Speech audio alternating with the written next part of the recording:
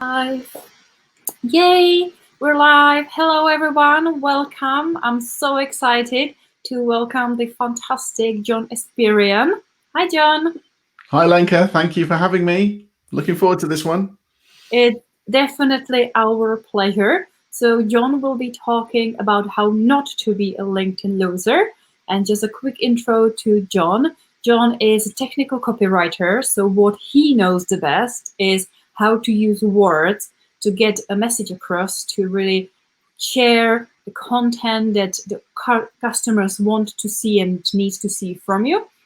And by using his skill of a wordsmith, he, a couple of years back, started learning how to leverage LinkedIn for his own business. And somewhere along the way on the journey, he became the go-to person, definitely in the UK and probably even worldwide, for learning how to use LinkedIn as a platform to grow your business, to build your personal brand, to share valuable content, to achieve the goals and to build the business that you want.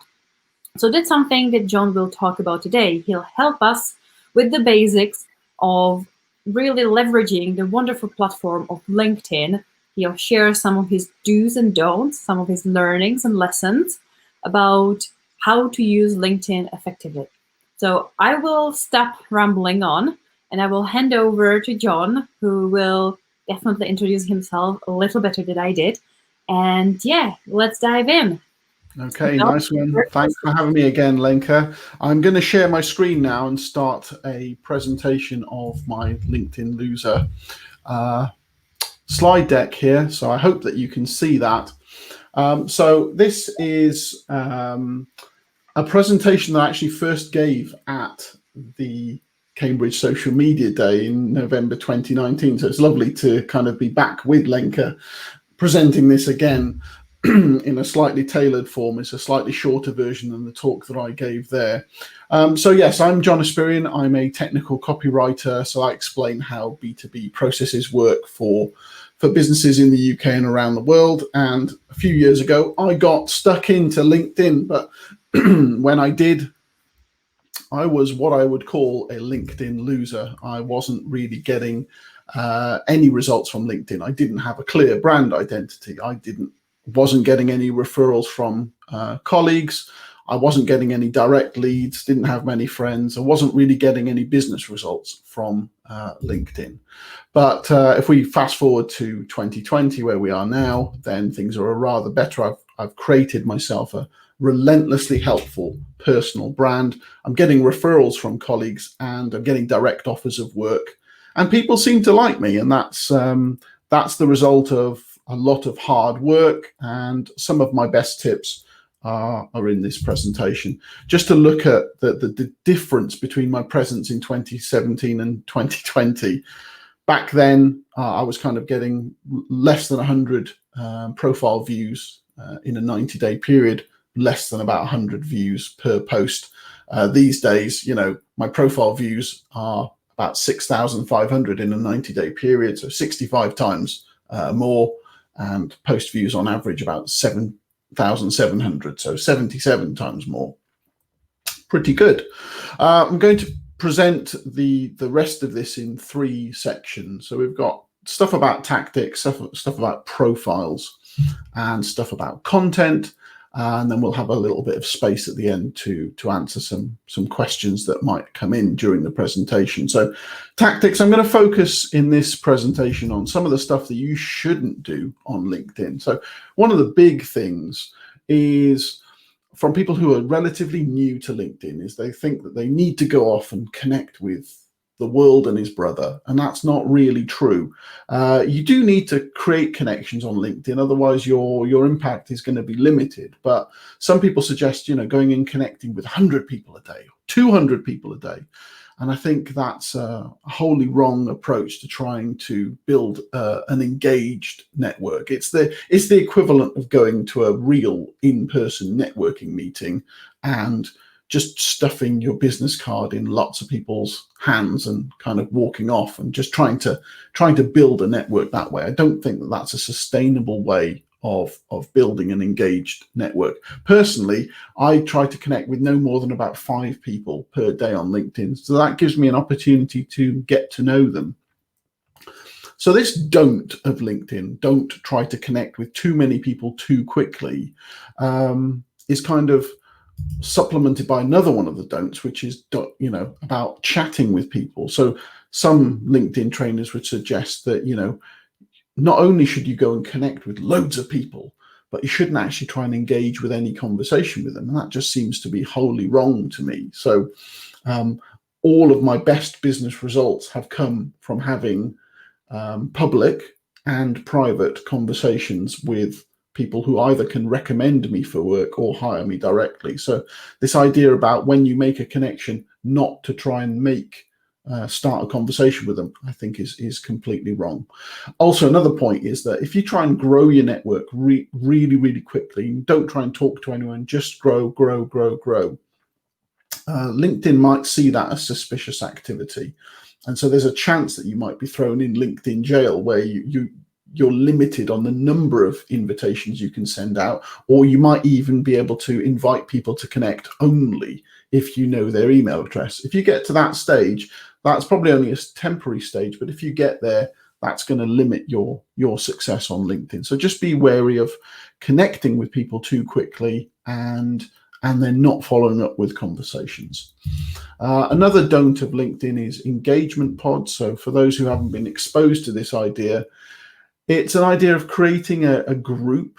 It could be a chat group within LinkedIn. It could be a chat group within Facebook or Slack or email, even anywhere where people get together and agree to boost the engagement on another person's post.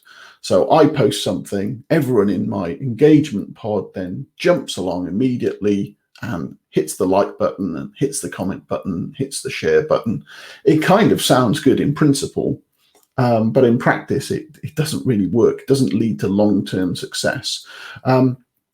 Not only is LinkedIn kind of getting smarter at detecting this kind of activity and therefore potentially shutting it down, but also you need to remember that anything that you like or comment or share on LinkedIn will be referred into the feeds of the people who follow you.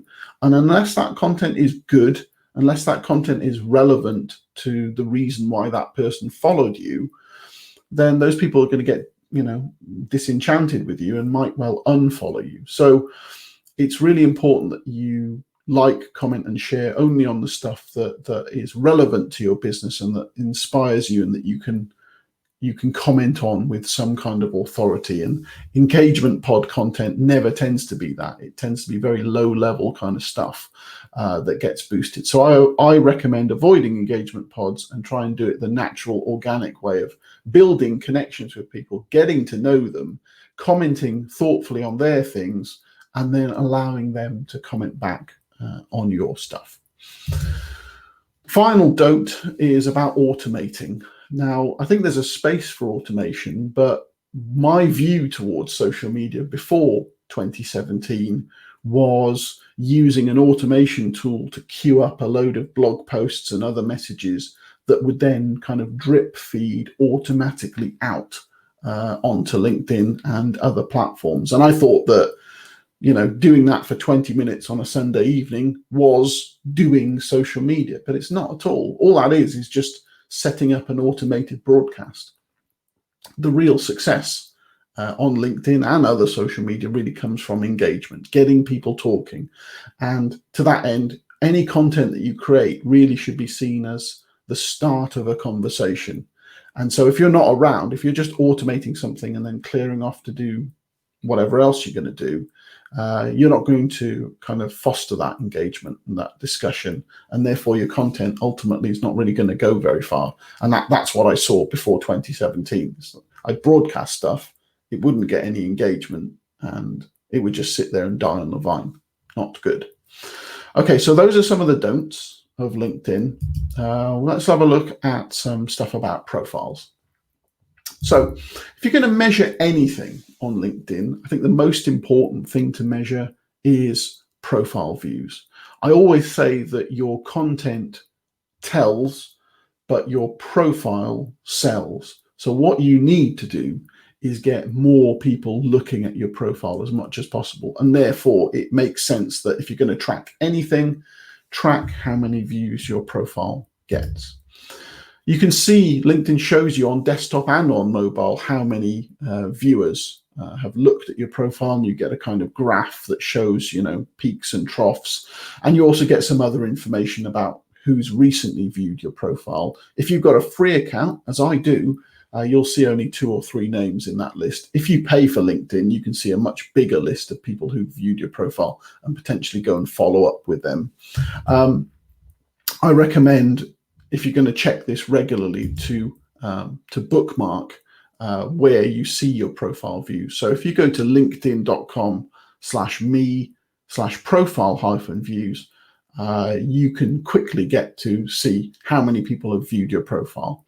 Now this, along with a few other links in this presentation, are going to be copied in later by Lenka, so don't worry about scribbling them all down if you don't have time to do it right now. They will be provided with the presentation later. Okay, so let's talk about profile headlines. This is one of the most important things when I do LinkedIn consultations with my clients, is very often starts with tweaking their headline because it doesn't quite sum them up properly. Now, the important thing to remember is that on LinkedIn mobile, only the first 40 characters or so of your headline will be visible if you do a post or if you comment on someone's post. And therefore, although a headline itself can be longer than that, it's only the first 40 characters that are visible, and therefore that's where you need to really hook people in, get people involved and interested in clicking through to read your profile. It's a little bit better on desktop. So if you see someone's post on desktop or a comment from them, you'll see the first 70 characters. But even so, it's still not a lot of space to make an impact. So what I've done is I've come up with a kind of 3-part formula for writing LinkedIn profile headlines. So it's split into 40, 60, and 20 character blocks. Now, I came up with this. This is a total of 120 characters because LinkedIn profile headlines used to be limited to 120 characters. In the last couple of months, actually, LinkedIn has changed their rules on that. And so you can now go up to 220. So you've got an extra 100 characters to play with. But this is kind of like, building extra lanes on the motorway and filling it with cars. It's not really a brilliant idea. And especially when you're looking at a headline on mobile, something that is 220 characters can feel like a paragraph of text instead of a short, snappy headline. So although you can go to 220, I kind of think of headlines as being quite elegant if they're limited to about 120. So I'm kind of sticking with this method. So what are these 3 blocks? Well, I talk about them in more detail in my book, Content DNA, but in summary, they're made up of what I call the 3 I's: the interesting section, the informative section, and the intriguing section.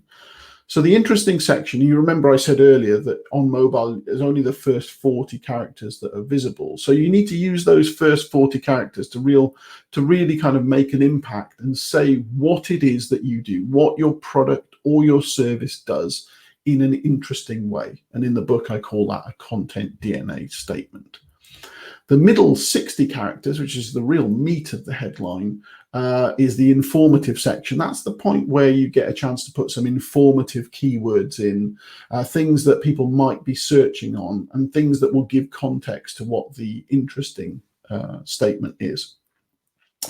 The last section, only 20 characters, is for what I call the intriguing section, the bravery badge. This is something that most people wouldn't do in their LinkedIn headline, is just to put something that's a little bit different, a conversation starter, something that maybe makes people scratch their head and go, that's interesting. What's that about? And I'm going to give you an example of how this plays out on a real headline, and I'm going to use my own to show you. So here's my LinkedIn profile headline, color-coded based on those 3 sections that I've just shown you. So my content DNA statement, the interesting bit, is relentlessly helpful technical copywriting. So this idea of being relentlessly helpful is kind of at the core of my personal brand identity, and I'm mentioning what I do, technical copywriting. The middle section, the meat of my headline, is for keywords and more information. So I'm mentioning business-to-business websites, I'm mentioning an interest in LinkedIn, and I'm mentioning my book, Content DNA. So those are my keywords. My bravery badge, the final 20 characters, relates to something that's in my book, not a douche canoe. It's meant to be a bit humorous, but sometimes people will start a conversation with me saying, I like that, or what does that mean? It's a good way of breaking the ice, if you like. So that's my headline. So I encourage you to use your 120 characters or up to 220 if you really want, to split a headline in 3 ways like this and kind of cover all of the bases. You tell people what you do, you give them some more keywords, and you say something interesting that starts a conversation.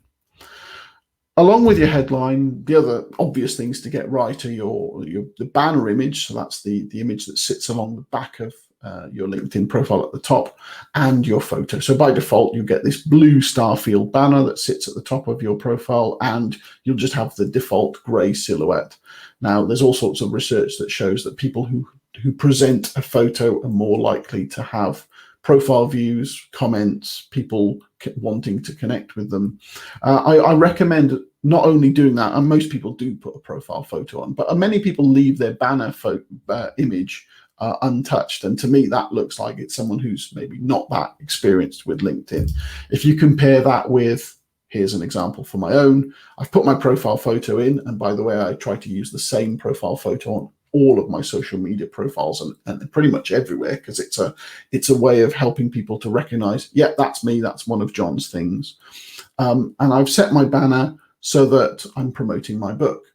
The important thing to remember with your banner is because your profile photo overlays on part of the banner, and sometimes it overlays on the left and sometimes it overlays on the middle, it's important to remember that the very top of the banner is kind of safe space, and the right of the banner is safe space. So if you've got something really important to mention in your banner image, put it at the very top or put it on the right. And that's kind of the way I've organized mine as well.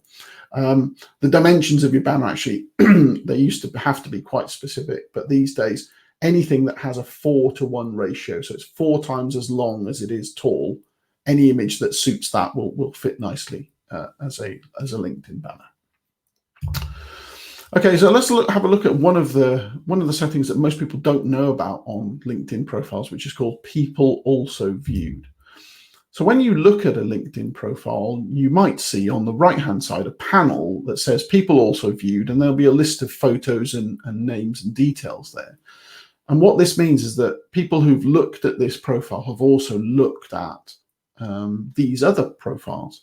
And what that means is that your potential competitors might be in that list. Now, from LinkedIn's point of view, that's a good thing, because they're giving you, the main set of information for your profile, but they're giving people other options which might help keep them engaged on the platform.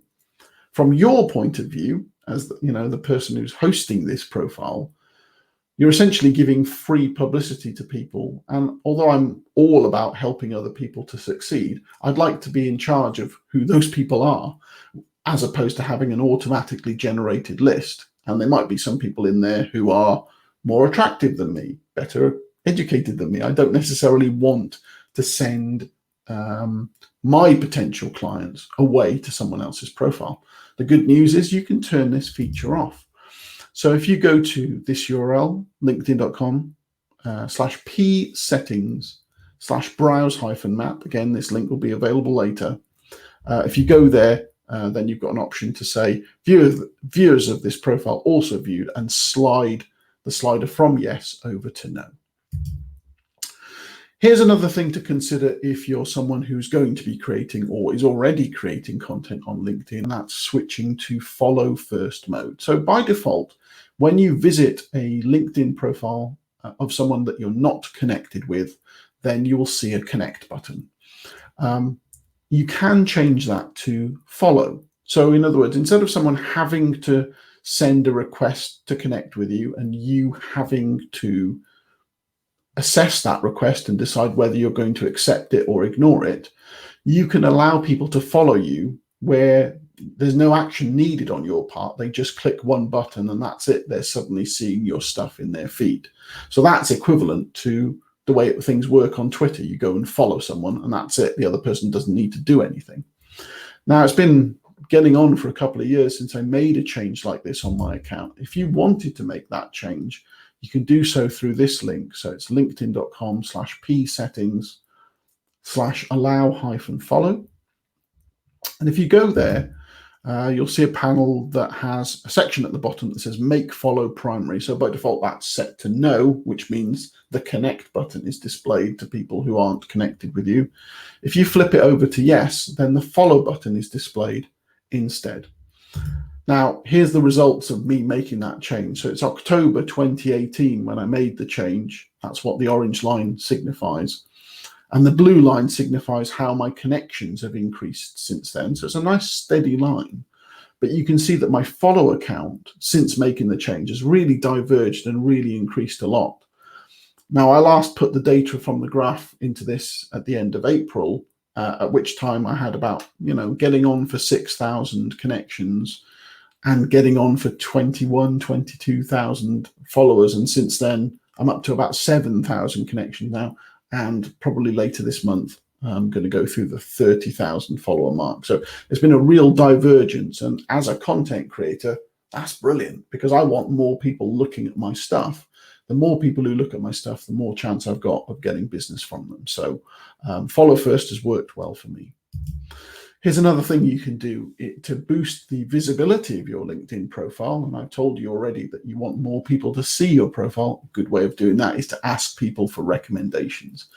LinkedIn recommendations are really powerful because unlike on your website where actually you could just go and write a recommendation and pretend that it's come from someone else. I don't suggest you do that, but you could. On LinkedIn, you just can't do that. A recommendation has to come from someone else. So here's a little tip to make it a bit easier to get those recommendations. And that is to get your recommendation link. So whenever you go and go to someone's profile and try to recommend them, you'll see that the URL at the top of the screen will change to add /detail/recommendation/right. If you take that part of the URL and add it to your own LinkedIn profile URL, as I've done in this example, you'll end up with a combined address that prompts anyone who goes to that link to recommend you. And so what you can do is you can construct that URL. So you get your profile URL and add that bit in green to it. And you can then put that in your email signature. Or you could put it at the bottom of your invoices and say, hey, if you like my work, go and recommend me. And that gives people a one-click way of leaving you a recommendation. It will take them to a screen that looks like this, where they've got to select, how they worked with you, because maybe you've had a few different job roles. And then as soon as they click next, they'll have a text field to leave you a recommendation. And that kind of reduces the friction in the process of getting recommendations. And anything that makes getting recommendations easier will mean that you'll get more of them. And all things being equal, someone with 50 recommendations is going to outrank someone on LinkedIn who's only got 5 or none.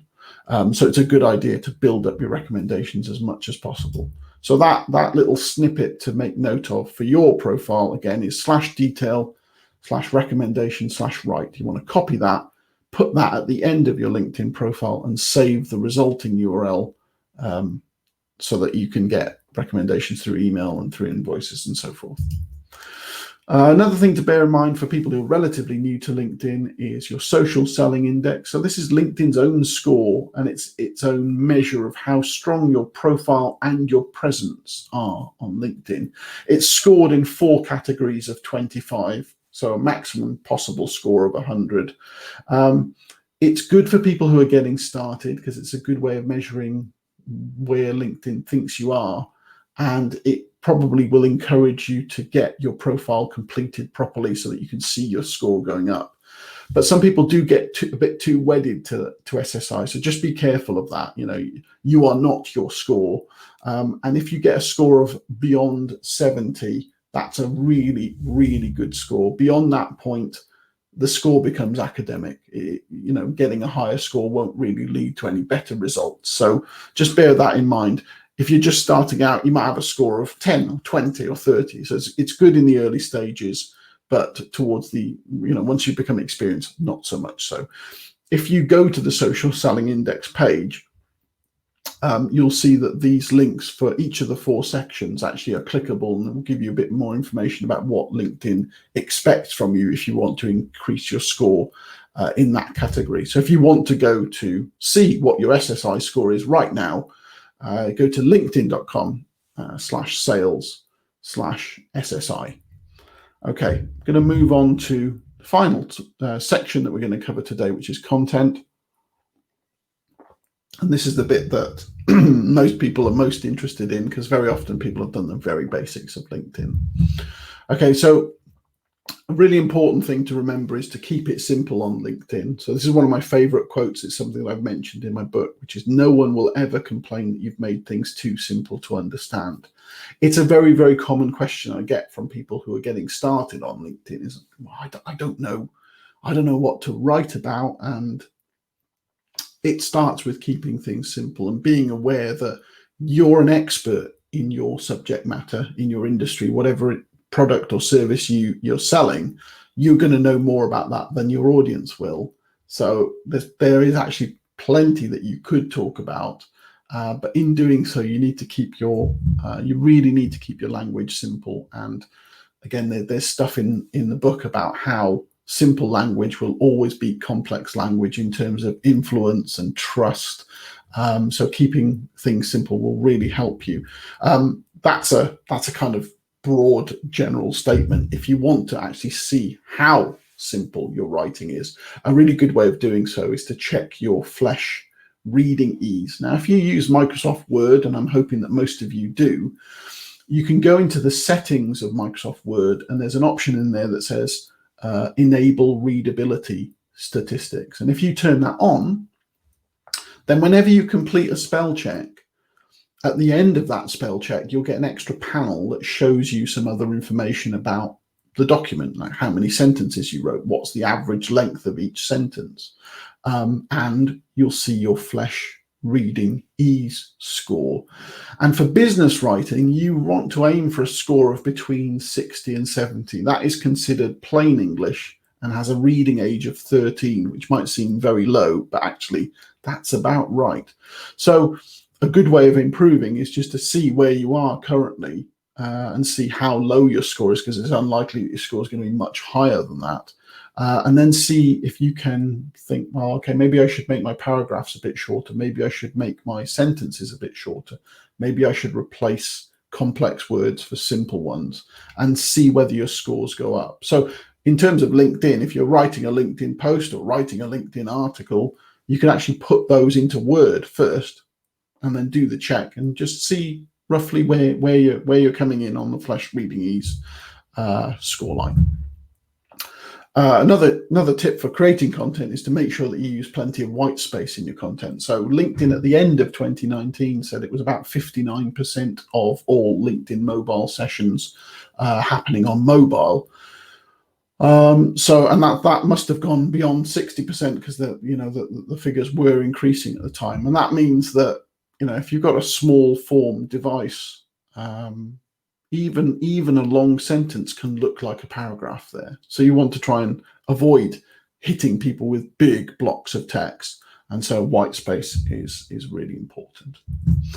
Okay, so let's get on to, well, what are we actually going to create here? Well, what I always recommend to my copywriting clients who struggle with this is, first of all, understand what it is that your potential clients or actual clients are struggling with. What are their problems that you can fix?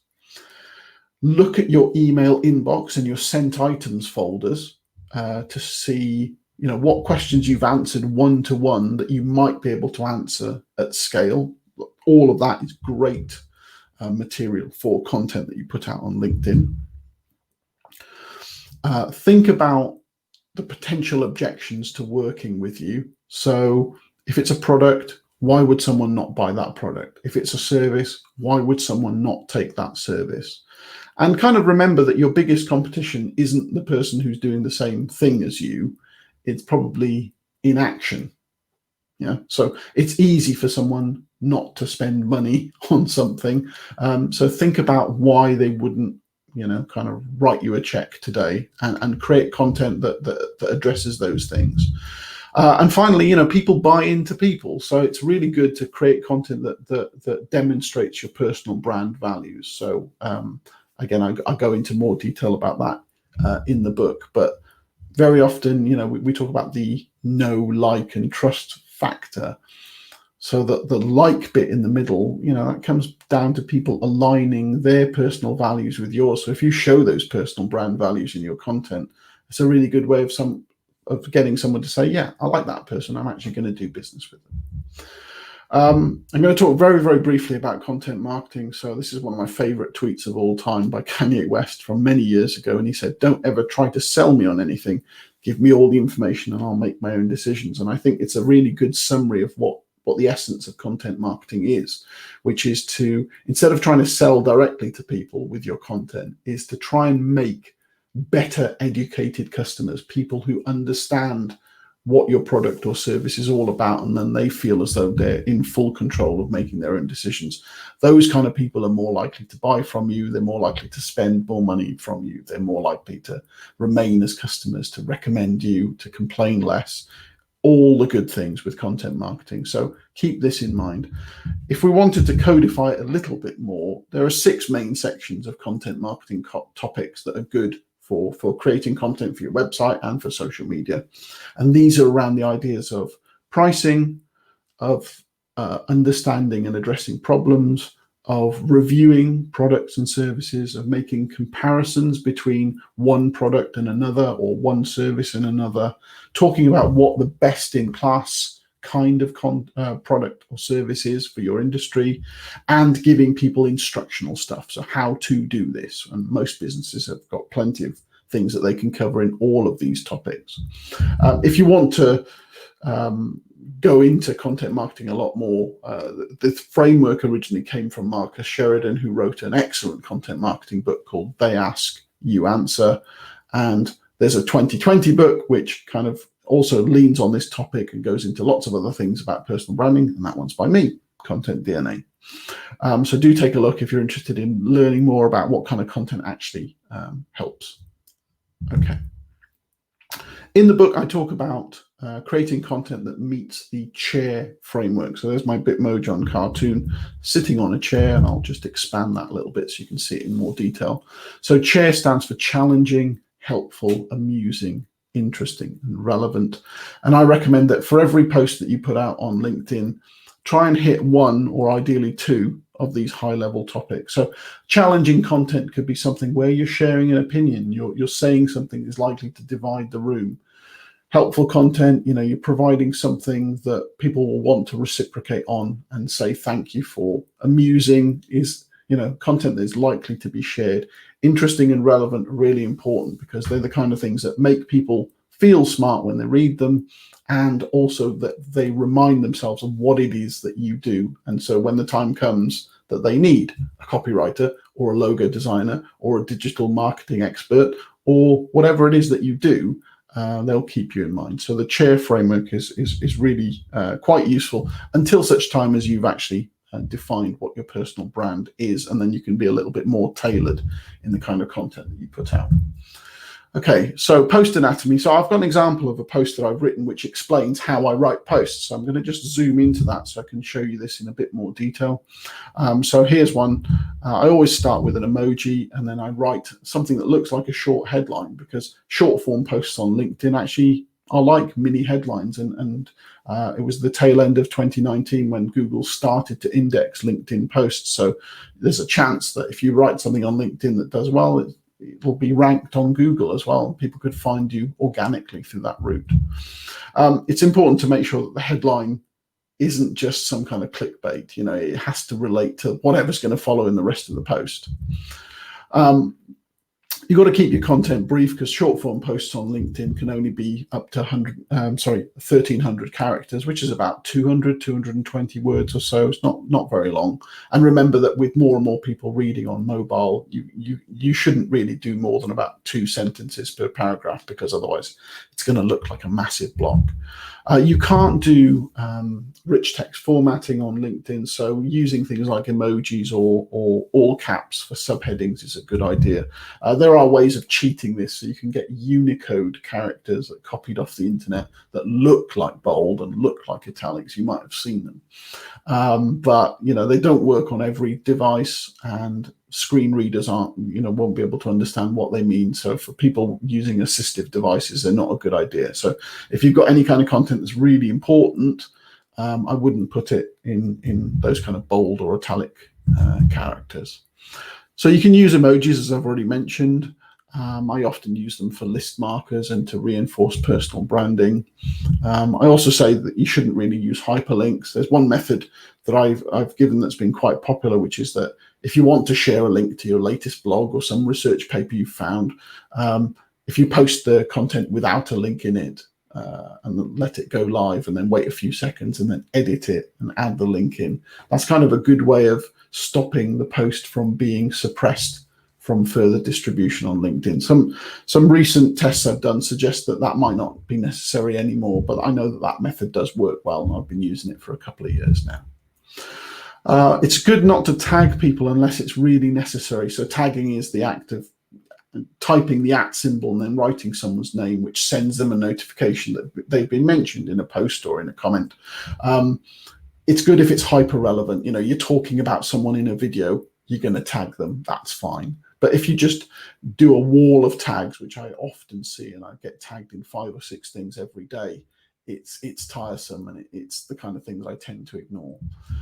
You want to try and encourage engagement, so try and end with a question or something that encourages comments. So if you're doing a list of technologies that you're reviewing, for example, maybe you leave the list slightly incomplete so that people can fill in the gaps and get involved in a conversation. But asking a question is generally the best way of doing things.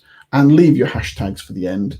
I use, for example, Content DNA and LinkedIn Learner Lounge, which are 2 hashtags I've come up with myself, and I'll put those at the end of most of my posts. It's a way of reinforcing my personal branding.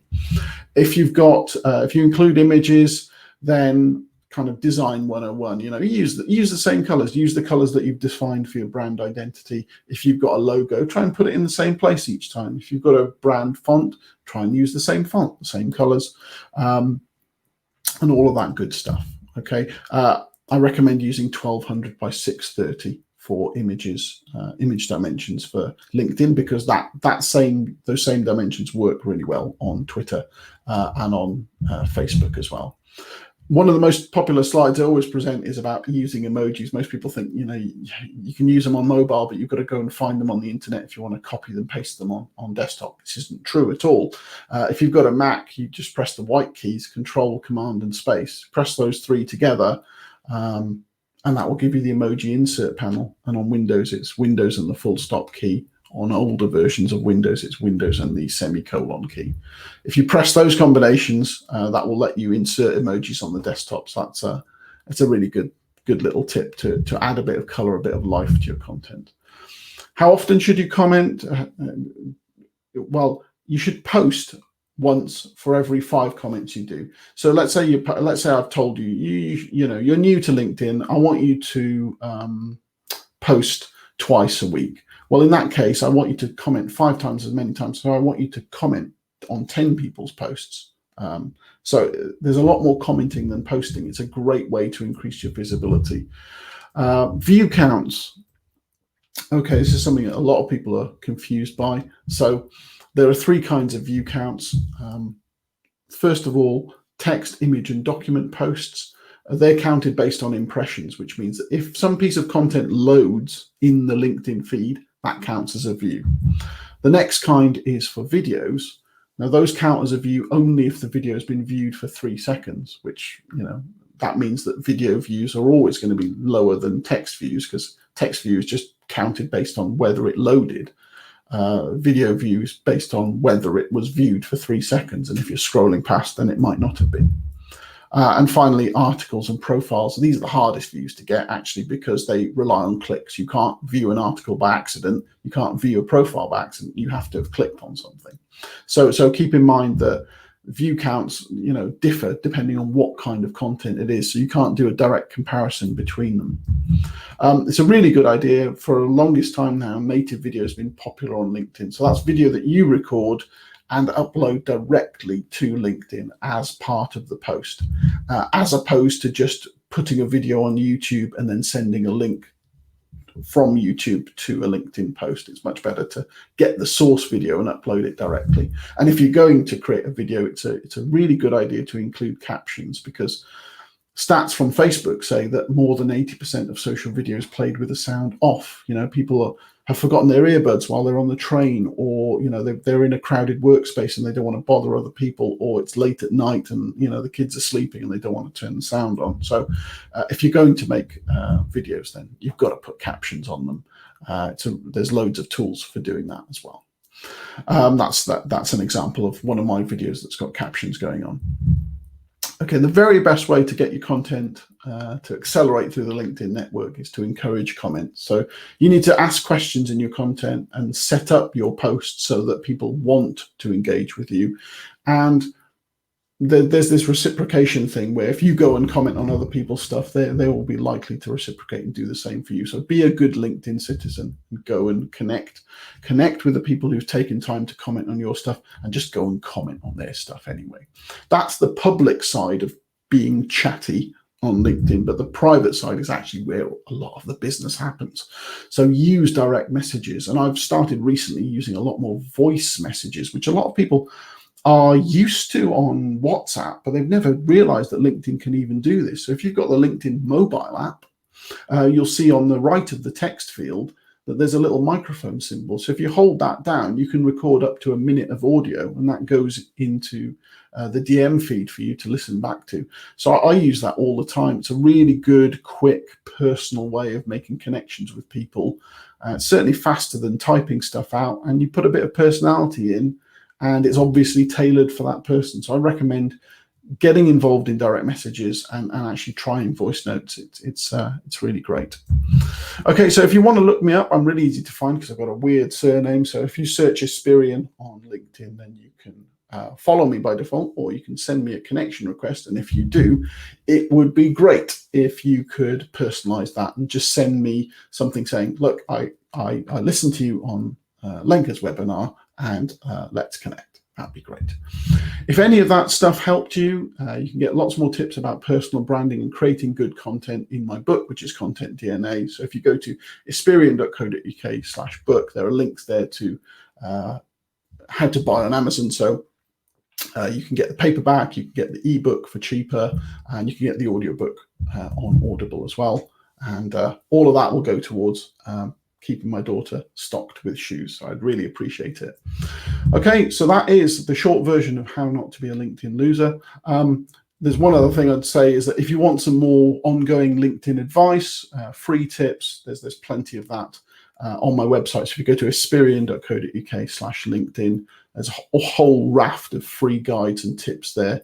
You don't need to sign up for anything to be part of that. And if you want some one-to-one help or anything else, then that's the best way to get in touch with me. So that's all I've got for you today. I hope we've got a little bit of time left for some questions. So I'm going to hand back to Lenka now, and we'll crack on from there. That was amazing. Thank you, John. This was fantastic. So many great comments. You're welcome. A shout out from Nicole. The book Content DNA is brilliant. I can confirm it is up there on my shelf as well, reading through it. Absolutely love it. So if content marketing in general is something you want to get involved with, want to learn more, highly recommend John's book. So we have a couple questions. So let's go on with those. Sonia is asking about LinkedIn Live. She said she applied for LinkedIn Live several months ago, but haven't heard anything. Do you have a rough idea how long does it take on average to get approval? I don't know, because I know of LinkedIn trainers who've applied 6 times and haven't got access to it. So I think it's a bit hit and miss. But I know that from one person who applied and then eventually got it the second time, she had to put in a lot of information the second time and give evidence of her having gone live on another platform, and that seemed to be what made the difference. So I would have thought that by now LinkedIn would have rolled this out to everyone, but I think they're probably being really cautious about how much bandwidth this might take up, and so it's still definitely application only. But I guess for the team to be happy to authorize you, they probably want to see some evidence that you've gone live on YouTube or gone live on Facebook before. So if you've got a catalog of those things, I would reapply and send direct links to those things to say, look, here is me in action. Please trust me. But I don't think there's any other way of cheating the system to get on quickly. And I don't think there's an average wait time. Nothing that I know of. I think you just need to convince them that you're right for the gig, and that means you've got to provide evidence. Yeah, I've heard the same. Even though they now announced that LinkedIn Live is available for everyone, they are still asking people to apply. And the same for people who have podcasts for years, who go live on Facebook pretty much daily, who specialize in live video on the other platform, and who still haven't been approved for LinkedIn Live. So yeah, it's a tricky question where I don't think anyone has a definitive answer. No. We have a very long set of questions from James, so let's start with it. First one, off the back of curate your connections, I recently read that LinkedIn shares your post with only 10 to 15% of your connections in the first instance. Do we know this to be true? If so, it's a good reason to curate. Yeah, okay. Well, I mean, I think the general way that social media algorithms would work is that they'll know that there's no way that they could show your post to every one of your followers, because that would mean that they would be putting out too much content. So it's most likely that LinkedIn works by taking a sample of your following and showing it content to them, and then making a judgment call based on how well those people respond before amplifying it to the rest of your network. I don't know whether 10 or 15% is accurate, but what I would say with pretty much certainty is it's not going to be 100%.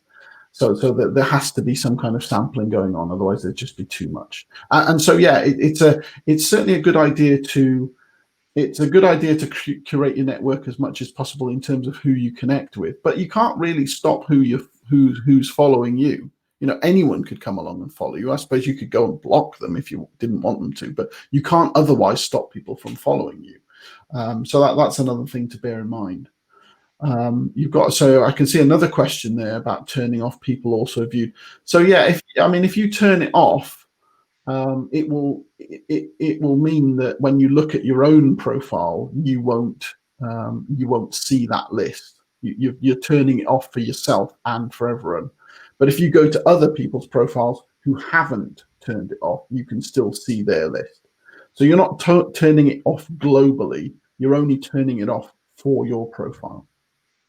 So that's good answer for you, James. You can definitely have your cake and eat it too, because it's only for you. And the third part of the question is there a psychology behind why people are more likely to follow than connect? Well, I think a lot of people who don't understand that this is a nice, simple setting to turn on might think that if you're presenting a follow button, that the person presenting that is maybe an influencer who's got that special ability to say, look, I don't want to connect with you, but you can follow me.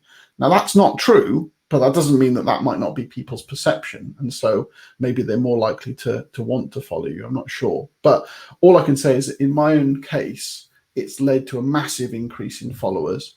And the good thing about having follow first for me is that when you present people with a follow button, they click on it, they see some of your content.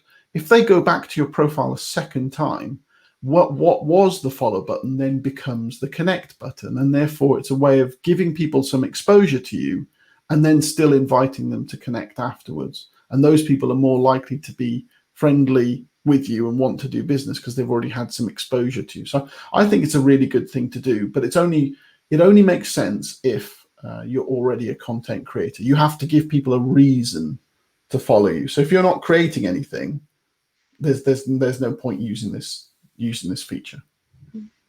For me, it's also adding a little bit of a barrier for people just to send blank connect invitations, where Wow. yeah, you can follow. Yes, that's the idea. That's the idea. But I find, I still get a lot of those. I mean, I don't know how many I get if I turn the connect button back on. I still get a lot of generic connection requests, which is weird because people have had to do something extra to try and connect, and yet they still don't send me a message. I don't know what's going on there. That might be people who are using some kind of automation where they Yeah, don't use LinkedIn natively and they use a third yeah, party that allows you to kind of overcome this mm, first hurdle. But yeah, for me, one of the reasons, as well as use it the similar way on of Twitter to curate a following, was to add a little bit of an obstacle to just spammy people who actually don't genuinely want to connect with me. You have to go through the hassle of actually clicking the button for more and find a way to connect. yeah. We have an interesting question from Cy James, who says, do you have any comments on how to build a company page in the best way? Well, this is, I mean, I've got a whole separate session on company pages, actually, because there are a number of good reasons to have a company page, but getting engagement through content on a company page is really, really hard.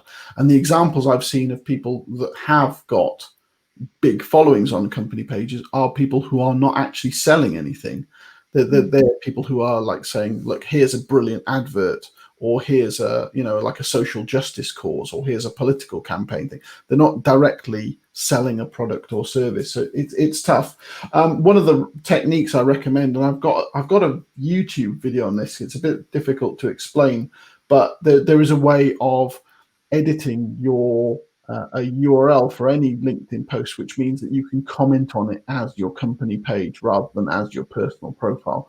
So when you do, that exposes your company page to everyone who's looking at the comments of that thing, and therefore that increases your likelihood of getting people to go and connect and follow your company page. So there's a YouTube video for that, which I can provide to Lenka, and she can put that in the text afterwards. I suppose the other thing you can do is you can do company page invitations. I don't personally recommend doing that because I'm not. But then again, I'm not really trying to build my own company page. It's far better to build your personal brand, I've found. But for admins of a company page, they can go in and they can say invite, and I think you can invite up to about 50 people at a time or something like that to go and follow your company page. But personally, I've actually turned off the feature to be invited because I feel it's a little bit spammy. The best advice is always to create content that makes people want to engage, but there's a human psychology thing here, which is that if people see my face on my personal brand profile, they want to engage with me. They'll leave me a comment, they'll like, they'll share. If they see my logo, even if they know it's me, it doesn't feel quite the same. And so it's really hard to get comments and likes on company content. And if you can't get those, there's no way of accelerating your content through the LinkedIn network. So my answer is it's just really hard. And I can show you that just by looking at my own stats. I've got almost 30,000 personal brand followers, right? So that's brilliant. I've only got 500 people following my company page, and it's still me, still the same content, but people just aren't interested in engaging with a logo. So it's tough. Yeah, I think that it could work to a certain extent for bigger companies who have lots of employees, Yeah, because LinkedIn is trying to put a little bit more effort into employee advocacy, and there are certain true. features. And I've seen companies do decent amount of job with their LinkedIn pages where they focus pretty much on customer service and kind of showcasing their company personnel. So it's a lot about personal stories of the employees, which are showing the face, and then they're tagging the person on the post, and then the person and their network are commenting. So there are certain ways for bigger companies. If you are a small startup, small company, freelancer, entrepreneur, I would say definitely focus purely on your profile. If you're talking about a bigger company with 50 plus employees, let's say, then there might be, a reason for having a LinkedIn page. And definitely before you go with the tip that John said of asking people to follow, make sure that you have a decent content on your page. Yeah. Absolutely love the invites. Follow my page. I opened the page and the page is not set There's up. nothing there. Yeah. There's no content. I'm like, why should I follow you? Yeah. So that's that. We have a question from Nira looking at, can you share some tips on increasing chances of your connections to respond to your message? So Yeah, probably, well, yeah. I think that starts with making sure that if you find people who have some kind of activity going on LinkedIn, that you should go and like and comment on their stuff first, because that gets you on their radar. And secondly, make sure that you've read their profile, looked at their experience section, so that when you do try and make a connection with those people, you can say something that is personally relevant. Because the worst connections are not they're not personalized at all, but sometimes people automate them and they look like they're personalized, but they're not. They just say something that they could have said to anyone. So if you can just make some kind of personal connection and say, oh, I went to that university, or I saw the post that you did last week about this topic and I thought it was really good because, you've got 300 characters to make an impact when you make an invitation. And just as much as possible, just try and systematically remove sales from your message. So instead of saying, hey, we've got this innovative B2B solution and I'd really love to talk to you about it. Well, who's gonna say yes to that? So just try and make it as personal as possible, while being professional and respecting boundaries and all that stuff, but just show that you're genuinely interested in the other person and try and pick out something specific to show that you're not a bot. Yeah. One of the questions we've received before the event from our meetup community was asking, how should I build my profile if I'm a university student with no work experience? So on the start of the career. Well, I would, in that case, I would talk about ideas. You can always create content around the kind of thing that you want to work on, even if you don't actually work on it right now. You can still show insight. You can still show authority from your academic experience. You can still show personal brand values. A want to learn more, a want to help people, a want to make a better world. So I think there's all sorts of content that you can create around what it is that you aiming to achieve, the kind of person that you want to help, and that's the kind of content that I think that has the potential to influence people. And if you're starting at the age of just leaving university, that's brilliant, because hey, I didn't. I didn't, and I'm doing okay now. It's taken me 3 years of hard effort. If you do 3 years of hard effort on building a social media profile when you're, let's say, 21, you're going to be set up for a really good career. So I suppose don't worry about getting immediate results from it, but show your enthusiasm, show your ideas, and create content around that, and start building an audience, because somewhere down the line you will have something to sell. You might not have anything to sell right now. When I started on LinkedIn, I didn't have LinkedIn expertise and I didn't have a book to sell or a course to sell, but I do now. But building all of that audience means that it's easier for me to do it now. So start building that audience now with helpful content. Awesome. We all know that social media is changing very quickly, very fast. There are lots of updates. So would you recommend any good sources of information on LinkedIn? Who knows when things change, when there's a new algorithm? Obviously, aside from yourself, because everyone. Well, I mean, I always look out. Yeah, I kind of always look out for content by certain LinkedIn trainers who are based in the UK and the US, and some in Australia as well, because they're often the people who've got their finger on the pulse. They're actually in contact with LinkedIn. Well, I could reel off loads of names, to be honest with you. I could maybe furnish you with some details of people to follow afterwards. But LinkedIn's blogs, actually, I like their engineering blogs, because sometimes they can be very, very technical, but then they'll give you a little insight to show you how the thing works under the hood. So LinkedIn's marketing blog and their engineering blog are two really good sources of information. The various social media sites out there that try and simplify these things, but I like to get my source information direct from the LinkedIn trainers who have contacts within LinkedIn. So I'm sure there's plenty of people that you know, like Mark Williams and Andy Foote and Brenda Miller, and God, there's loads of them. But that's how I keep my hand in as much as possible. Yeah, amazing. And I have one last question, but wanted to give a shout to everyone who's watching. If you have a question, let us know. We have a chance for probably a last one. My question was about how do you build a community? Are LinkedIn groups still a thing, or is there a different way?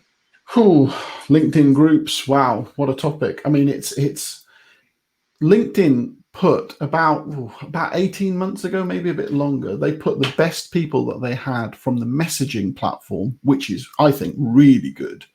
And they said, right, come and fix groups for us. Mm-hmm. And there was a big fanfare about how groups were going to be improved and how they're going to be properly integrated into the home feed and how you start getting proper notifications. And it didn't really happen, you know. So all of the people I know who got successful groups tend to move people either to Facebook or Slack, and they still don't use LinkedIn because LinkedIn group notifications and the user interface just isn't that good. So building a community, I think the best thing to do, if you're going to create a group, maybe move it to Facebook, but try and own the group as much as possible. And therefore, I would say try and create your email list if you haven't already got one. You know, you can engage group of people that way. And as much as possible, get involved in one-to-one conversations. So use your direct messages to build closer relationships with people, and that way they'll follow you. They'll follow you to any platform then, even if it's somewhere outside of LinkedIn. Wow, that was fantastic. What a session. We've got lots of lovely comments. Nicole says she really enjoyed the session today. We have few more people saying very insightful and interesting session. So thank you everyone for having fantastic questions, for being here with us. And obviously huge shout out to John for giving up his time today to give us kind of the introduction to not to be a LinkedIn loser. And I wanted to share with everyone an exciting news that, as you know, we're planning a Cambridge Social Media Day for November. And John will be one of our trainers on the 18th of November, and he will be running a LinkedIn workshop, which will go a little deeper into some of the areas that, you know, you can be focusing on LinkedIn to really grow your personal brand and grow your business and everything. So if you loved today's session, you want more of John, then make sure that you grab a super early bird ticket to Cambridge Social Media Day, and make sure that keep an eye on John's session on the 18th of November.